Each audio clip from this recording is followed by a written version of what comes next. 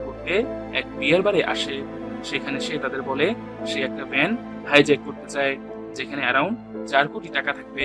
সেখান থেকে গোপাল 1 কোটি টাকা নিজে নিবে, আর বাকি টাকা তারা নিজেদের মধ্যে ভাগ করে নিবে।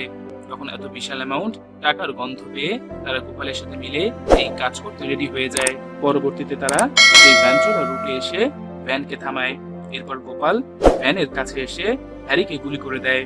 আর তখন তাদের মধ্যে এক শুট আউট শুরু হয়ে যায়, যেখানে গোপাল আর হ্যারির সব লোক মারা যায়। শুধুমাত্র ভ্যান ড্রাইভার সেখান থেকে পালিয়ে যায়। এই শুট আউটে গোপালও কিছুটা আহত হয়, কিন্তু গোপাল সেই ভ্যানের একজন সিকিউরিটি গার্ডকে সাথে নিয়ে ভ্যানকে নিয়ে পালিয়ে যেতে থাকে। কিন্তু কিছু দূর যাওয়ার পর একটা কার ওই ভ্যানের অ্যাক্সিডেন্ট করে দেয়। তখন সেই ভ্যান একটা গাছের সাথে গিয়ে ধাক্কা খায়, আর এতে গোপাল বেহুশ হয়ে যায়। আর সেই সিকিউরিটি গার্ড সেখান থেকে পালানোর চেষ্টা করে। ঠিক তখনই সেখানে লাভলি আর ড্যানি এসে গার্ডকে মেরে ফেলে। এখানে